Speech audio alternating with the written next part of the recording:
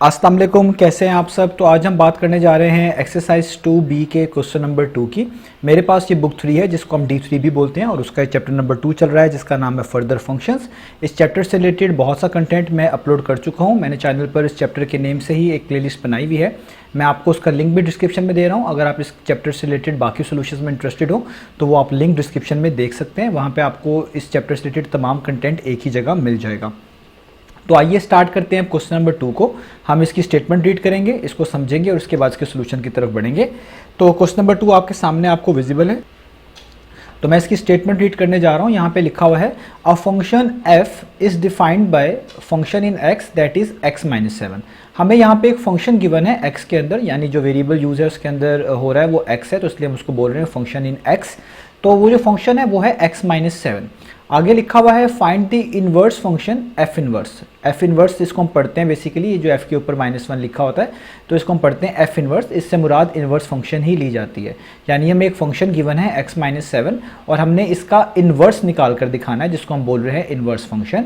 And hence evaluate f inverse of 3, और हमने कुछ वैल्यूज़ भी निकाल कर बतानी है।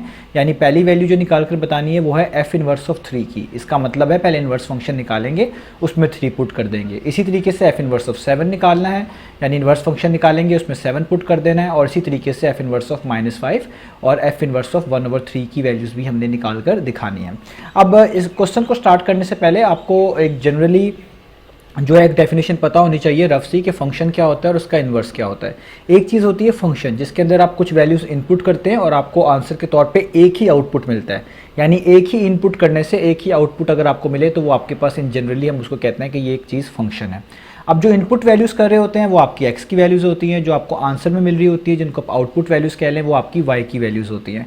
अगर हम इस चीज़ को इन्वर्स कर दें यानी उल्टा दें, यानी जो इनपुट वाली वैल्यूज़ हैं वो आउटपुट वाली वैल्यूज़ बन जाए और जो आउटपुट वाली वैल्यूज़ हैं वो इनपुट वाली वैल्यूज़ बन जाएं, तो इसको हम बोलते हैं ये हमने इस फंक्शन का क्या कर दिया है इन्वर्स। ये मैंने बहुत सादी सी आपको डेफिनेशन इसकी समझाई है ताकि आपको थोड़ा सा इन्वर्स फंक्शन का पता चल जाए। तो एक होता है फंक्शन जिसमें कुछ इनपुट आउटपुट वैल्यूज़ होती हैं। अगर आप इनपुट वैल्यूज़ को आउटपुट और आउटपुट को इनपुट बना दें तो वो बेसिकली फंक्शन क्या बन जाता है, वो फंक्शन कहलाता है इन्वर्स फंक्शन। तो आइए इस फंक्शन को देखते हैं और इसके बाद इसका इन्वर्स निकालते हैं और ये सारी वैल्यूज़ निकाल कर हम जो है सॉल्व करते हैं। तो स्टार्ट करते हैं इस क्वेश्चन नंबर 2 को।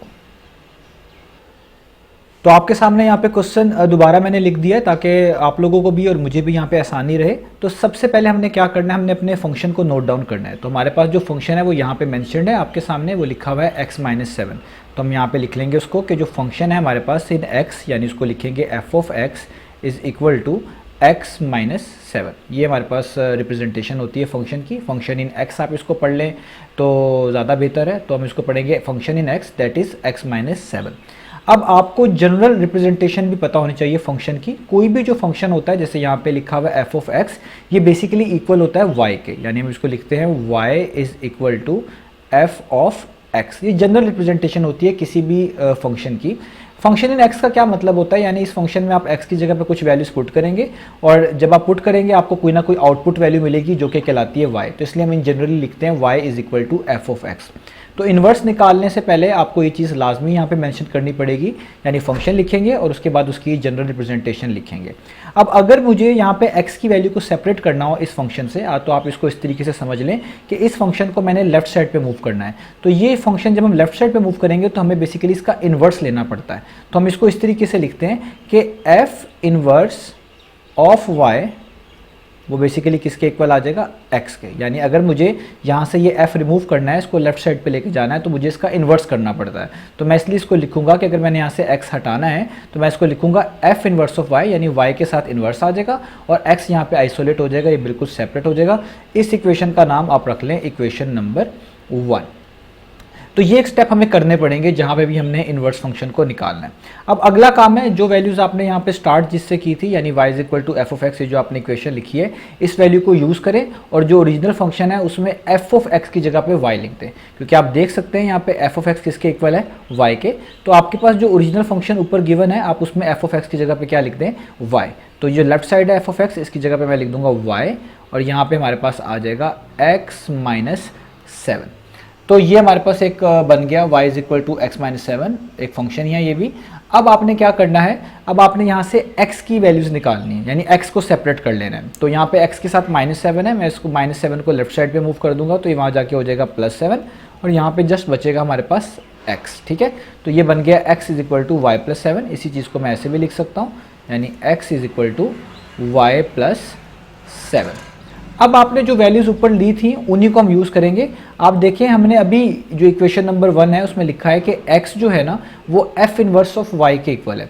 तो यहाँ पे जो ये लेफ्ट साइड पे x आ रहा है, मैं अब इसकी जगह पे क्या पुट कर दूंगा, f इनवर्स ऑफ y। तो मैं यहाँ पे लिखूंगा फ्रॉम इक्वेशन नंबर 1, यानी इक्वेशन नंबर 1 की मदद से मैं लिख सकता हूँ इस x की जगह पे क्या आ जाएगा, f इनवर्स ऑफ y, और यहाँ पे जस्ट आपके पास बचेगा y प्लस 7।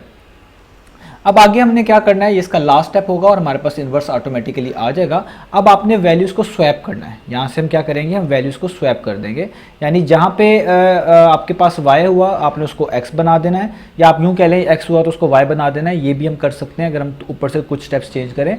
अभी हमारे पास यहाँ पे y है तो हमने y को क्या बना देना है, x बना देना है। तो जहाँ जहाँ पे इस f इन्वर्स ऑफ y लिखा हुआ है, यानी y लिखा हुआ है, हम उसकी जगह पे x लिख देंगे, यानी ये जो y है ये भी क्या बदल जाएगा x में, और ये जो 7 के पीछे y लिखा हुआ है ये भी किस में बदल जाएगा, x में, और यहाँ पे हमारे पास आ जाएगा f inverse of x that is x plus 7। तो देखिए ये हमने वैल्यू निकाल ली f इनवर्स की। तो हमें सबसे पहले यही डिमांड था कि आपने जो है फंक्शन का इन्वर्स निकाल कर दिखाना है, तो वो मैंने यहाँ पर निकाल कर दिखा दिया है। अब हमने वैल्यूज़ निकालनी है, वो बहुत आसान है। जैसे पहली वैल्यू जो है वो हमने निकाल के दिखानी है, वो है f इनवर्स ऑफ 3। तो इसका मतलब क्या है, इसका मतलब है इन्वर्स फंक्शन में जहाँ पे वेरिएबल लिखा हुआ है उसकी जगह पे 3 लिख दे। f इन्वर्स में वेरिएबल ये x है और तो हमें इसकी जगह पे क्या पुट कर देना है, 3। तो मैं लिखूंगा f inverse of 3 is equal to, इस x की जगह पे भी क्या लिख दूंगा, 3, और आगे आ जाएगा +7। तो 3 + 7 कितना होता है, वो होता है 10, यानी f इन्वर्स ऑफ 3 तो निकल आया, वो क्या आता है 10। ये वैल्यू भी हमने निकाल ली। अब इसी तरीके से मैंने अब क्या पुट करके दिखाना है, f इन्वर्स ऑफ 7। मैंने f इन्वर्स ऑफ 7 भी निकालना है, तो मैं यहाँ पे लिखता हूँ, अब मैं निकालने लगा हूँ f इन्वर्स ऑफ 7।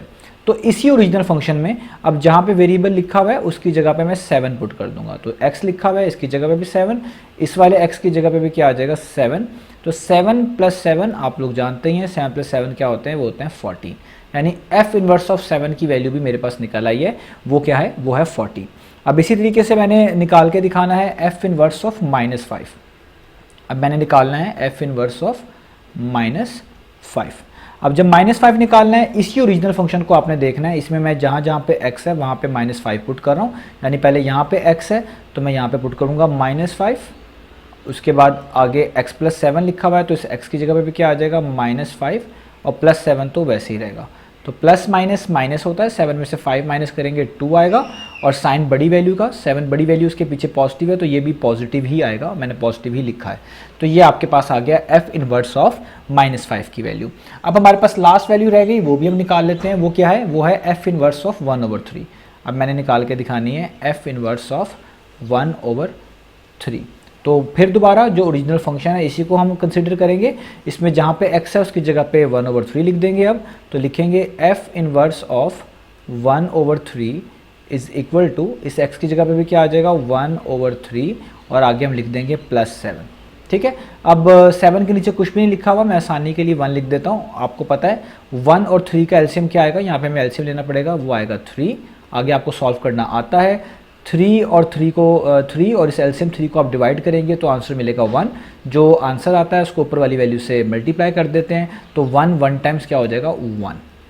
इसी तरीके से हम 3 को यहाँ पे जो एलसीएम है उसको 1 पे डिवाइड करेंगे तो आंसर आपके पास आएगा 3। तो 3 को 7 से मल्टीप्लाई कर दें, 3 7 टाइम्स 21।